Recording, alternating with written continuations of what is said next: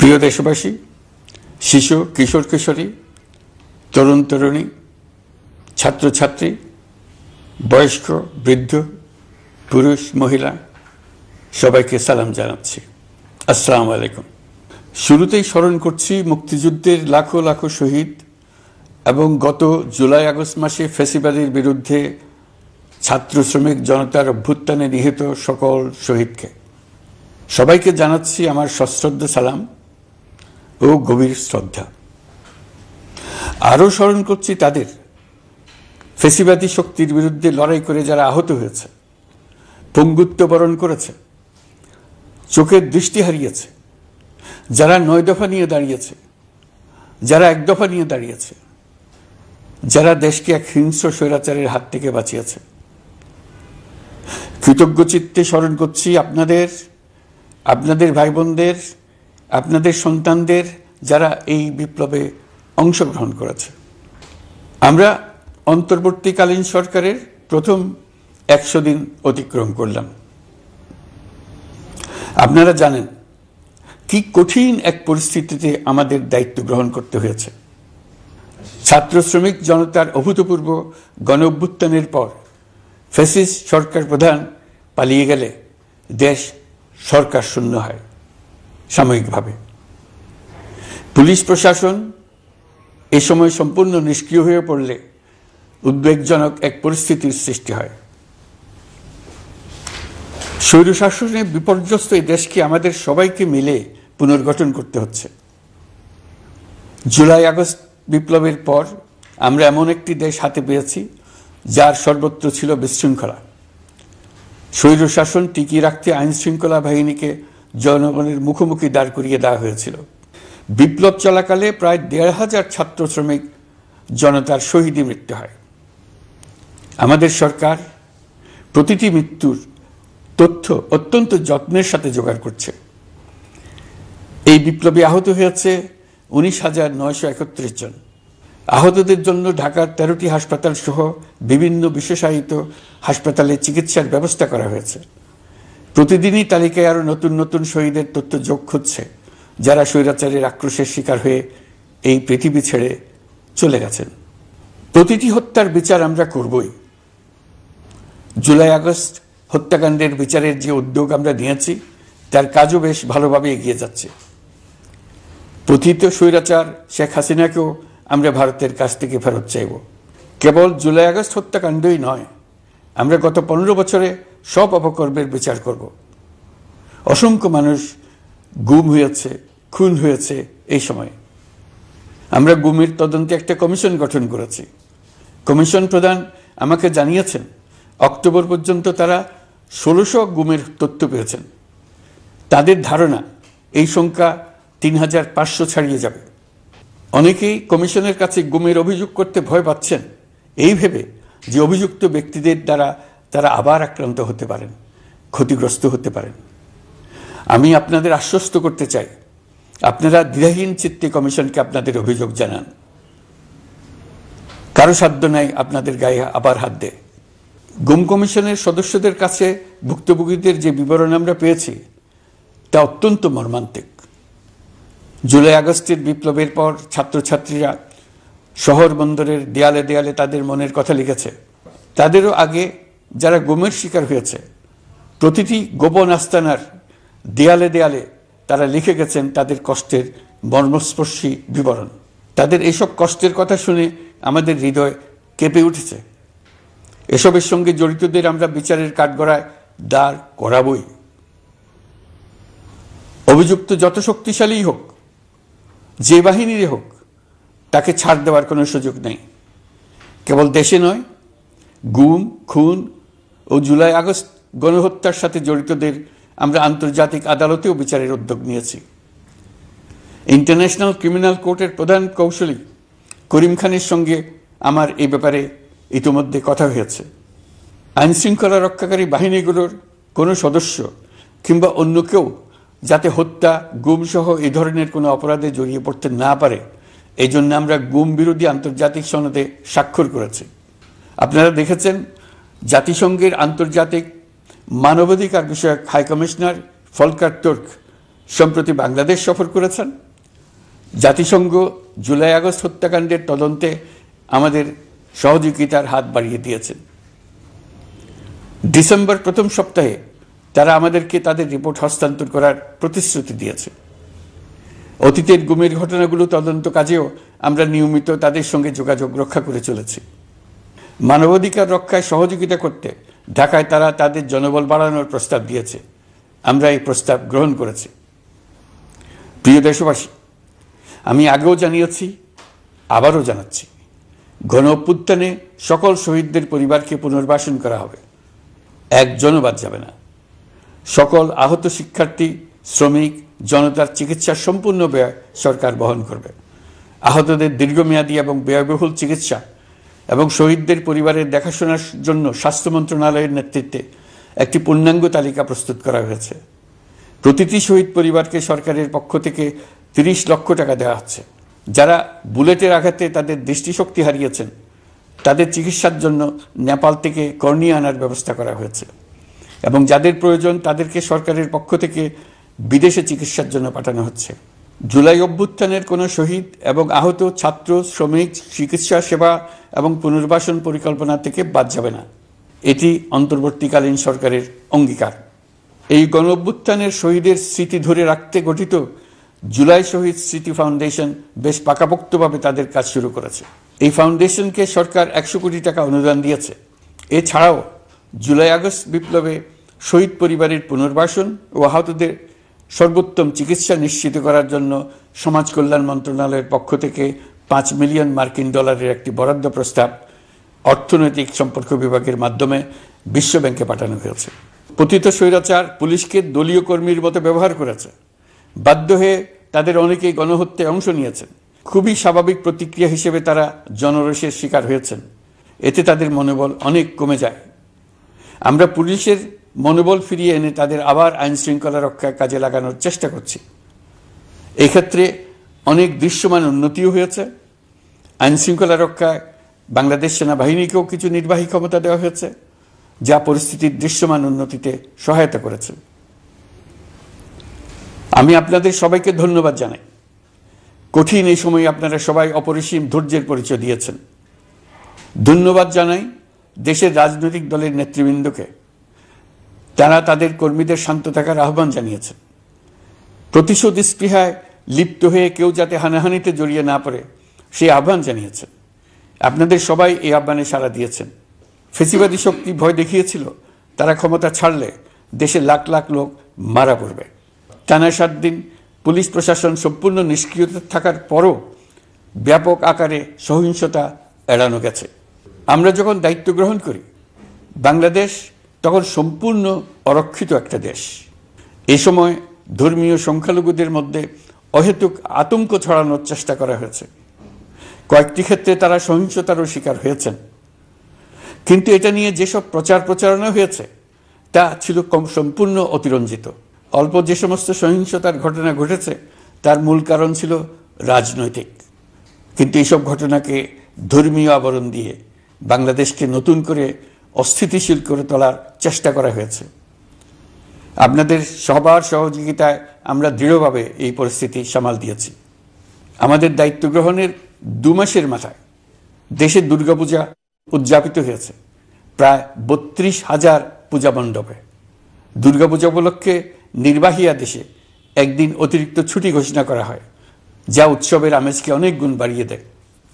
দুর্গাপূজাকে ঘিরে আমরা ব্যাপক নিরাপত্তা প্রস্তুতি নিই, যার ফলে দেশের হিন্দু সম্প্রদায় নির্বিঘ্নে তাদের উৎসব পালন করেছে।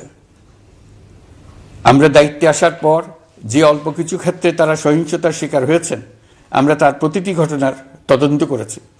শুধু হিন্দু সম্প্রদায় নয়, দেশের কোনো মানুষই যাতে কোনো রকম সহিংসতার শিকার না হয় সেজন্য আমরা যথাসাধ্য চেষ্টা করছি এবং সবসময় সে চেষ্টা করে যেতে থাকব। আপনারা জানেন চলতি বছর বাংলাদেশের বিভিন্ন অঞ্চলে 6টি বন্যা হয়েছে। আপনাদের সবার সহযোগিতায় আমরা এই বন্যা মোকাবেলা করেছি। বাংলাদেশের দেশপ্রেমিক সশস্ত্র বাহিনী বন্যা মোকাবেলায় জনগণের সাথে কাঁধে কাঁধ মিলিয়ে কাজ করেছে। বন্যা মোকাবেলা ও বন্যা পরবর্তী পুনর্বাসনের লক্ষ্যে বিশ্বব্যাংকের $250 মিলিয়ন অনুদান এবং স্থানীয় অনুদানের মাধ্যমে 100 কোটি টাকারও বেশি অর্থ সংগ্রহ করা হয়েছে। বন্যার ফলে অনেক জায়গায় ফসলহানি হয়েছে, ব্যাহত হয়েছে পণ্য সরবরাহ শৃঙ্খল। বন্যা পরবর্তী সময়ে বাজারে শাকসবজি সহ নিত্য প্রয়োজনীয় পণ্যের দাম বেড়েছে, ফলে আপনাদের কষ্ট হয়েছে। নিত্য পণ্যের দাম সহনীয় পর্যায়ে রাখতে আমরা যথাসাধ্য চেষ্টা করছি। বাজারে ডিমের সরবরাহ বাড়ানোর জন্য আমরা 9.5 কোটি ডিম আমদানির অনুমতি দিয়েছি। এই জন্য প্রয়োজনীয় শুল্ক ছাড়ও দেওয়া হয়েছে। মধ্যস্বত্বভোগীদের দৌরাত্ম্য কমিয়ে ডিমের উৎপাদকরা যাতে সরাসরি বাজারে ডিম সরবরাহ করতে পারে সেই উদ্যোগও নেওয়া হয়েছে। মানুষ যাতে স্বল্প মূল্যে কৃষিপণ্য কিনতে পারে সেজন্য রাজধানী সহ বিভিন্ন স্পটে সরকারি কিছু পণ্য বিক্রি করা হচ্ছে। টিসিবির মাধ্যমে 1 কোটি নিম্ন আয়ের ফ্যামিলি কার্ডের মধ্যে 57 লাখকে স্মার্ট কার্ডে রূপান্তরিত করা হয়েছে। বন্যার ফলে চালের উৎপাদন ব্যাহত হওয়ায় চাল আমদানিতে শুল্ক ছাড় দেওয়া হয়েছে। আসন্ন রমজানে নিত্য প্রয়োজনীয় দ্রব্যের সরবরাহ এবং দাম যাতে স্বাভাবিক থাকে এই জন্য সরকারের বিভিন্ন কর্তৃপক্ষ ব্যবসায়ীদের সাথে নিয়মিত বৈঠক করে যাচ্ছে। দ্রব্যমূল্য নিয়ে আমাদের কোনো লুকোছাপা নেই। মূল্যস্ফীতির পূর্ণ তথ্য জনগণের সামনে তুলে ধরা হচ্ছে। মূল্যস্ফীতি রোধে উচ্চ সুদের হার নির্ধারণ সহ একাধিক নীতিগত সিদ্ধান্ত নেওয়া হয়েছে, যার মধ্যে রয়েছে শস্য আমদানিতে এলসি সীমা অপসারণ এবং সরবরাহ চেইন। প্রশ্ন আপনাদের সবার মনেই আছে, আমাদের মনেও সারাক্ষণ আছে। আপনারা লক্ষ্য করেছেন নির্বাচন আয়োজনের লক্ষ্যে আমরা প্রয়োজনীয় পদক্ষেপ নিতে শুরু করেছি। কয়েকদিনের মধ্যে নির্বাচন কমিশন গঠন হয়ে যাবে। তারপর থেকে নির্বাচন আয়োজন করার সমস্ত দায়িত্ব তাদের উপর বর্তাবে। নির্বাচন কমিশন ভোটার তালিকা হালনাগাদ সহ আরও কিছু কাজ শুরু করে দিতে পারবে, যা একটা অবাধ নির্বাচনের সাথে সরাসরি সম্পৃক্ত। প্রথমবারের মতো প্রবাসী বাংলাদেশিরা পোস্টাল ব্যালটের মাধ্যমে যাতে তাদের ভোটাধিকার প্রয়োগ করতে পারে সে লক্ষ্যেও সরকার কাজ করছে। তবে আমরা মনে করি না যে একটা নির্বাচন কমিশন গঠন করে দিলেই নির্বাচন আয়োজনে আমাদের দায়িত্ব শেষ।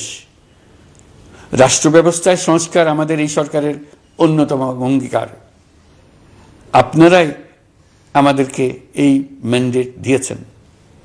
যেই 6টি সংস্কার কমিশন আমরা শুরুতে গঠন করেছিলাম তারা ইতোমধ্যে তাদের কার্যক্রম অনেক দূর এগিয়ে নিয়েছে। বিভিন্ন গণমাধ্যমে আপনারা তাদের কার্যক্রমের আপডেটও দেখছেন।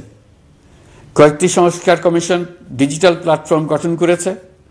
আমার অনুরোধ, আপনারা এই প্ল্যাটফর্মে উৎসাহ সহকারে আপনাদের মতামত জানাতে থাকুন। প্রথম 6টি সংস্কার কমিশনের মধ্যে একটি হলো নির্বাচন সংস্কার কমিশন। নির্বাচন অনুষ্ঠানের জন্য এই কমিশনের সুপারিশমালা অত্যন্ত জরুরি। তাদের প্ল্যাটফর্মে যান, আপনার মতামত খোলাখুলিভাবে তুলে ধরুন। আপনি দেশের মালিক, আপনি বলে দিন আপনি কি চান, কিভাবে চান। নির্বাচন নিয়ে আপনাদের সকল বক্তব্য বিনা দ্বিধায় বলতে থাকুন। আপনার মনের কথা তুলে ধরুন। আমার অনুরোধ, সংস্কারের কথাটাও একই সঙ্গে বলুন। সংস্কারকে পাশ কাটিয়ে যাবেন না। নির্বাচনের কথা বলার সঙ্গে নির্বাচন ও অন্যান্য ক্ষেত্রে সংস্কারের কথাটিও বলুন।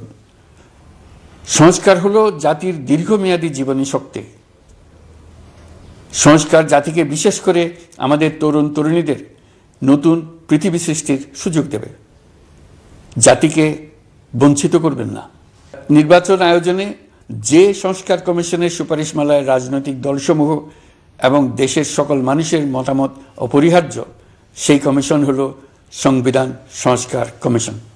এই সুপারিশমালার যে অংশ সকলের কাছে গ্রহণযোগ্য হবে তার ভিত্তিতে নির্বাচনী আইন সংশোধন করতে হবে। সমান্তরালভাবে ভোটার তালিকাও হালনাগাদ করার প্রক্রিয়া চলতে থাকবে। আমি নিশ্চিত নই সংস্কার প্রস্তাবসমূহ বাস্তবায়নের সুযোগ আমরা কতটুকু পাব।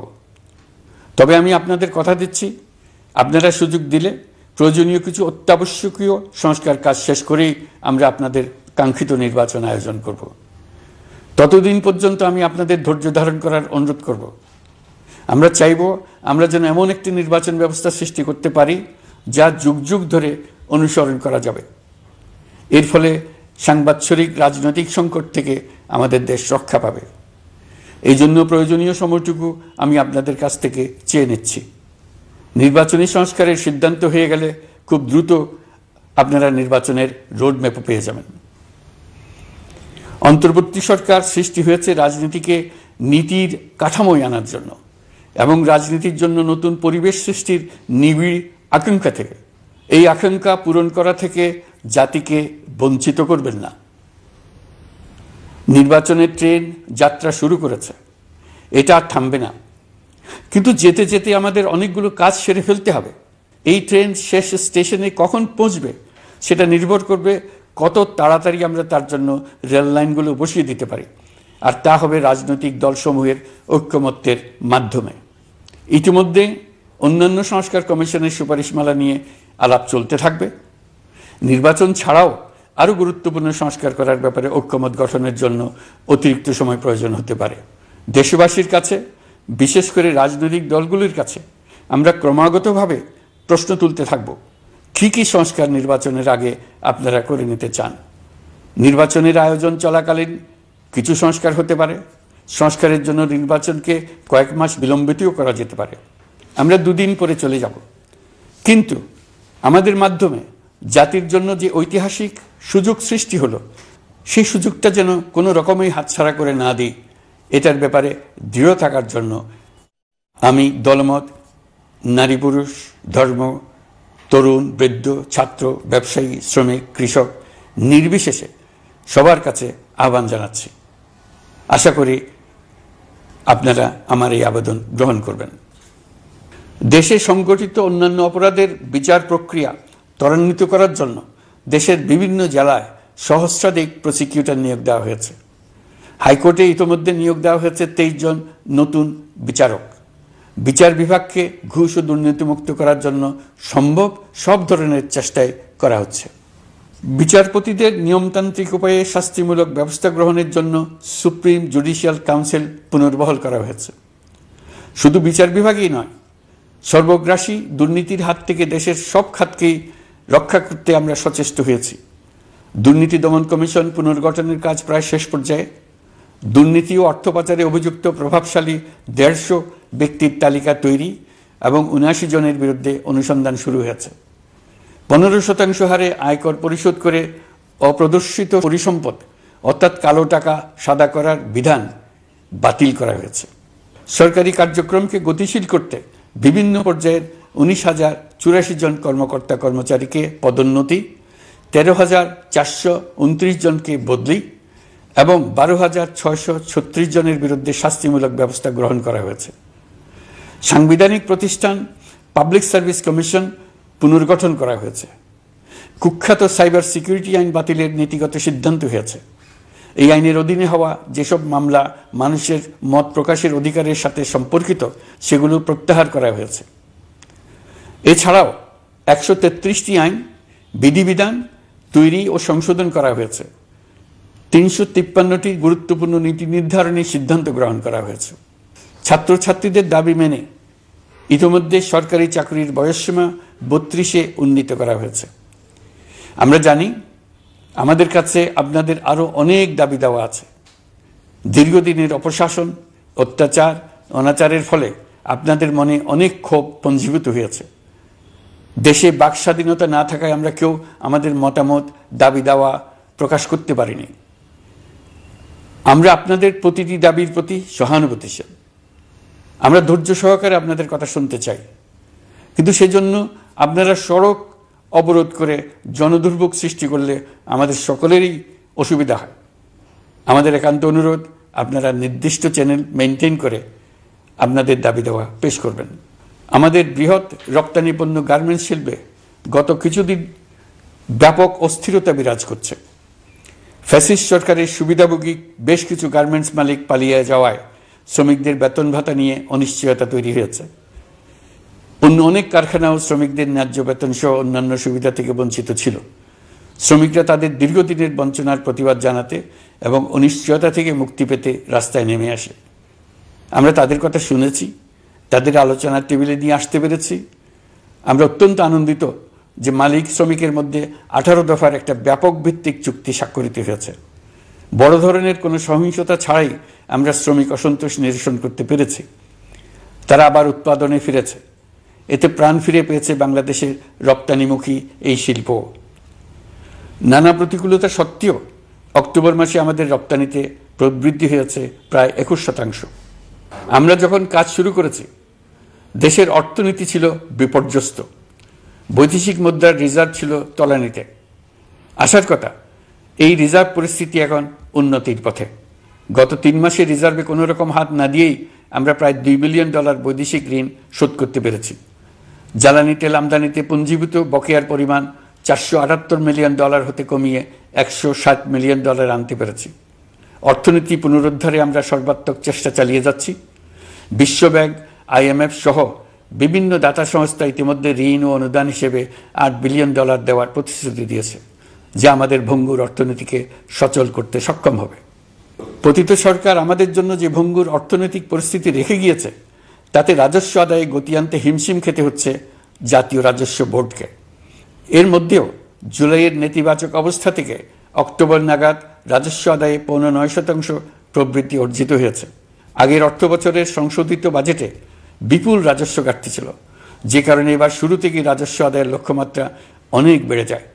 এর ফলে স্বৈরাচার পতনের পরবর্তী 3 মাসে 9.9% রাজস্ব বৃদ্ধির পরেও লক্ষ্যমাত্রার বিপরীতে 23%-এর বেশি ঘাটতি থেকে যায়।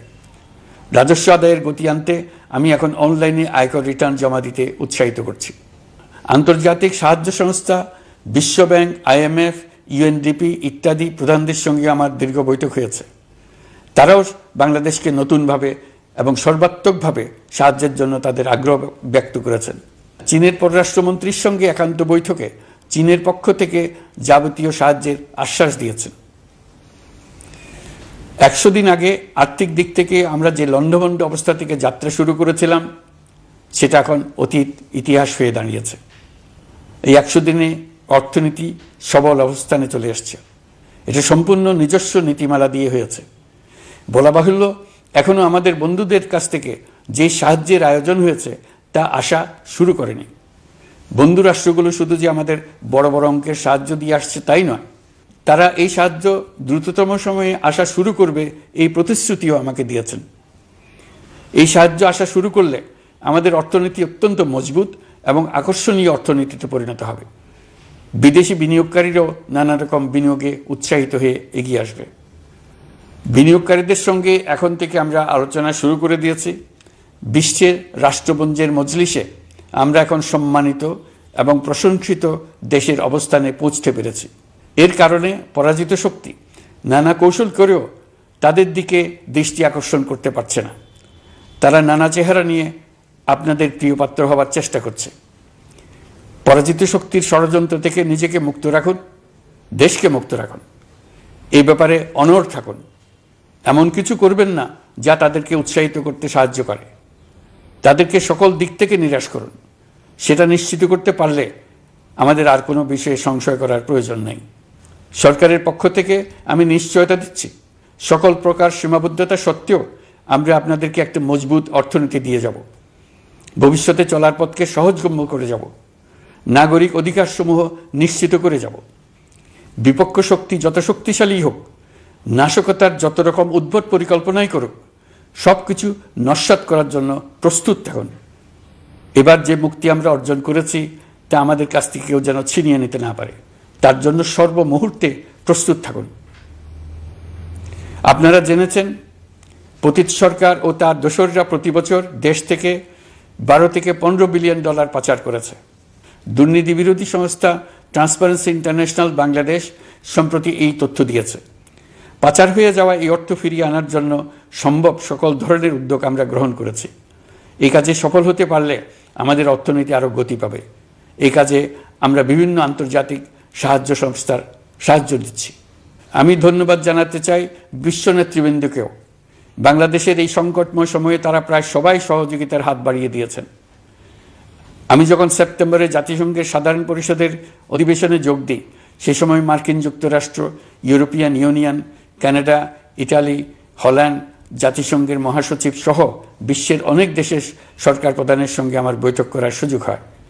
তারা স্বতঃস্ফূর্তভাবে আমাদের প্রতি সর্বাত্মক সহযোগিতা প্রদানের অঙ্গীকার ব্যক্ত করেছেন। নেপাল, মালদ্বীপ, পাকিস্তান সহ প্রতিবেশী বেশ কয়েকটি দেশের সরকার প্রধানের সঙ্গে আমার বৈঠক হয়েছে, যেখানে আমি সার্ককে পুনর্জীবিত করার কথা বলেছি। দেশে ফিরে আসার পর এসব দেশের রাষ্ট্রদূতগণ যারা ঢাকায় আছেন শতপ্রবৃত্ত হয়ে আমার সঙ্গে দেখা করে তাদের সরকার প্রধানদের অঙ্গীকার পুনর্ব্যক্ত করে গেছেন। তারা সম্পূর্ণ নতুনভাবে আমাদের জন্য সহায়তার নতুন ছক তৈরি করার কাজ শুরু করেছেন। যেসব রাষ্ট্রদূত দিল্লিতে অফিস করেন তারা দিল্লি থেকে এসে দেখা করে গেছেন। ইউরোপিয়ান ইউনিয়নের 20 দেশের 20 জন রাষ্ট্রদূত দিল্লিতে থাকেন, 7 দেশের 7 রাষ্ট্রদূত ঢাকায় আছেন। দিল্লি থেকে একসঙ্গে 20 জন রাষ্ট্রদূত সহ মোট 27 রাষ্ট্রদূত সমবেতভাবে আমার সঙ্গে বৈঠক করার জন্য আগামী কয়েকদিনের মধ্যে ঢাকায় আসছেন। আগে কখনো ইউরোপিয়ান ইউনিয়নের 27 জন রাষ্ট্রদূত একত্র হয়ে সরকারের সঙ্গে আলোচনায় বসেনি। দিল্লি থেকে এই বিশাল সংখ্যক রাষ্ট্রদূত একসঙ্গে বৈঠক করার জন্য কোনোদিন আসেনি। এবার এই কাজটি করার পেছনে আছে ইউরোপিয়ান ইউনিয়নের সমর্থন প্রকাশ করা এবং অর্থনৈতিক ক্ষেত্রে উচ্চ পর্যায়ের সহযোগিতা গড়ে তোলা। ইতিমধ্যে আমার সঙ্গে দেখা করেছেন সৌদি আরব, সংযুক্ত আরব আমিরাত, ব্রাজিল, তুরস্ক, রাশিয়া, ফিনল্যান্ড, সিঙ্গাপুর, লিবিয়া সহ অনেক দেশের রাষ্ট্রদূত। দ্বিপাক্ষিক নানা সহযোগিতা সহ বাণিজ্য বিনিয়োগ বৃদ্ধির আশ্বাস তারা দিয়েছেন। আমরা প্রবাসী বাংলাদেশিদেরও বেসরকারি খাতে বিনিয়োগ করার জন্য আহ্বান জানাচ্ছি। বাংলাদেশের অর্থনৈতিক উন্নয়নে তরুণদের কর্মসংস্থানের মূলে রয়েছে বেসরকারি খাত। আমাদের বিনিয়োগ বোর্ডের নির্বাহী চেয়ারম্যান 2 শতাধিক বেসরকারি প্রতিষ্ঠানের প্রধান নির্বাহী, উদ্যোক্তা ও বিনিয়োগকারীর সঙ্গে পৃথক পৃথকভাবে বৈঠক করেছেন। নীতির ধারাবাহিকতার অভাব, সরকারি বেসরকারি পর্যায়ে মত বিনিময়ের অভাব, সরকারি অফিসের জটিল প্রক্রিয়া এবং সর্বোপরি দুর্নীতি বিদ্যমান বিনিয়োগকারীদের সমস্যায় ফেলেছে। বিনিয়োগকারীদের উদ্বেগ নিরসনে আমরা অনেকগুলো কাজ করেছি। ইতিমধ্যে সত্যিকারের ওয়ান স্টপ সার্ভিস চালু হয়েছে। বিনিয়োগ সংক্রান্ত চ্যালেঞ্জ সমাধানে আন্তঃমন্ত্রণালয় কমিটি গঠন করা হয়েছে। বেসরকারি খাতের উপদেষ্টা কাউন্সিল ও ডিজিটালাইজেশনের মাধ্যমে সরকারি অফিসে না এসে প্রয়োজনীয় কর্মসম্পাদনের পদক্ষেপ নেওয়া হয়েছে। বিনিয়োগ উন্নয়ন সংস্থা আমাদের অগ্রগতির বিষয়ে সবাইকে মাসিক ভিত্তিতে আপডেট করে যাচ্ছে।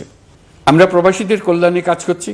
আমার অনুরোধে সংযুক্ত আরব আমিরাত সাজাপ্রাপ্ত 57 জন সহ অন্যান্য বাংলাদেশিকে মুক্তি দিয়েছে।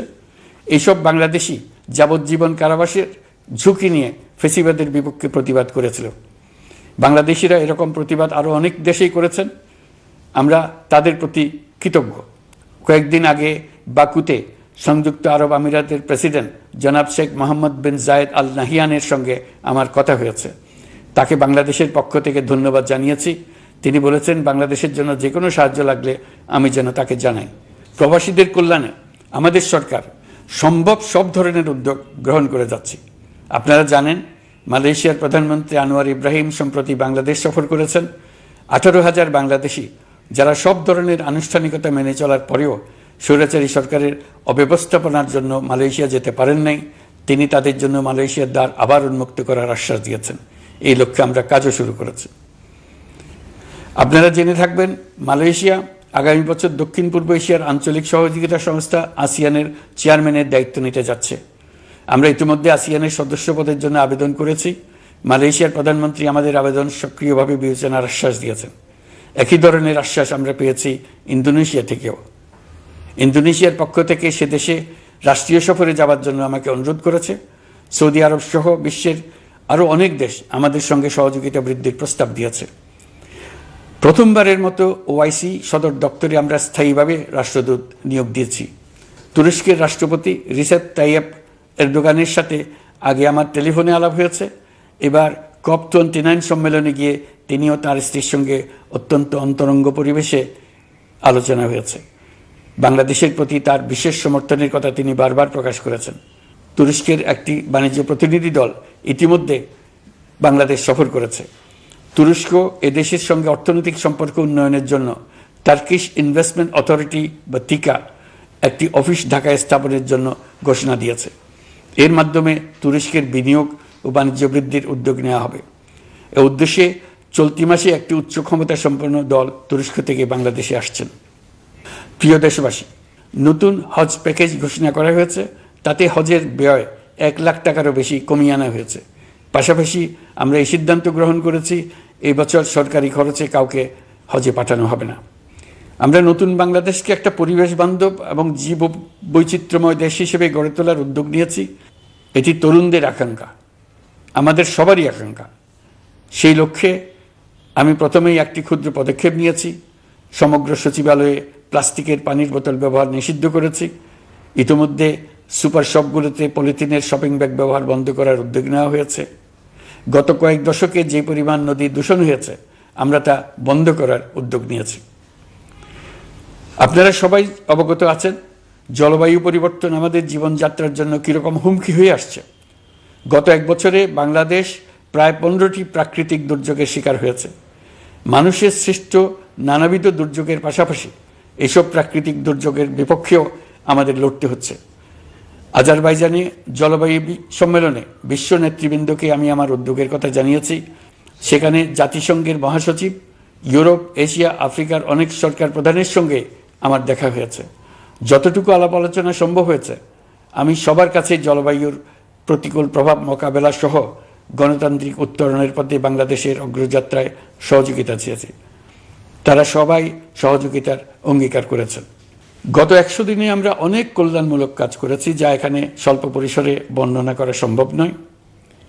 আমাদের সরকার স্বচ্ছতা ও জবাবদিহিতায় বিশ্বাসী। তাই আমি সরকারের সকল মন্ত্রণালয়কে নির্দেশ দিয়েছি তাদের নিজ নিজ কাজের বিস্তারিত বিবরণ নিজেদের ওয়েবসাইট ও সামাজিক যোগাযোগ মাধ্যমে প্রকাশ করার জন্য। আমি আমার দপ্তরকেও বলেছি সরকারের সব কাজের বিবরণ যাতে জনগণ জানতে পারে, এই জন্য যেন প্রয়োজনীয় পদক্ষেপ নেওয়া হয়। এই সরকারকে ব্যর্থ করার জন্য, অকার্যকর করার জন্য বিশাল অর্থে বিশ্বব্যাপী এবং দেশের প্রতিটি স্থানে, প্রতিটি প্রতিষ্ঠানে এক মহাপরিকল্পনা প্রতি মুহূর্তে কার্যকর রয়েছে। তাদের একটি বড় প্রচেষ্টা হচ্ছে আমাদের মধ্যে বিভেদ সৃষ্টি করা। পতিত সরকারের নেতৃবৃন্দ যারা এদেশ থেকে বিপুল পরিমাণ অর্থ পাচার করে নিয়ে গেছে, সেই অর্থে বলিয়ান হয়ে তারা দেশে ফিরে আসার জন্য চেষ্টা করে যাচ্ছে। তাদেরকে কিছুতেই সফল হতে দেবেন না। তারা সফল হওয়া মানে জাতির মৃত্যু, জাতি হিসেবে আমাদের অবসান। সাবধান থাকুন। তাদের সকল হীন প্রচেষ্টাকে আমাদের ঐক্যের মাধ্যমে নস্যাৎ করে দেন, যেভাবে নস্যাৎ করেছিলেন তাদের বন্দুকের গুলিকে, তাদের আয়নাঘরকে, প্রতি পায়ে তাদের অনাচারের শিকলকে। এ ব্যাপারে সবাই একমত থাকুন, ঐক্যবদ্ধ থাকুন। আপনারা সবাই ভালো থাকবেন। দেশের সকল শিশু, কিশোর কিশোরী, তরুণ তরুণী, ছাত্রছাত্রী, বয়স্ক, বৃদ্ধ, পুরুষ, মহিলা সবাইকে আমার সালাম জানাচ্ছি। আসসালামু আলাইকুম। মহান আল্লাহ আমাদের সহায় হন।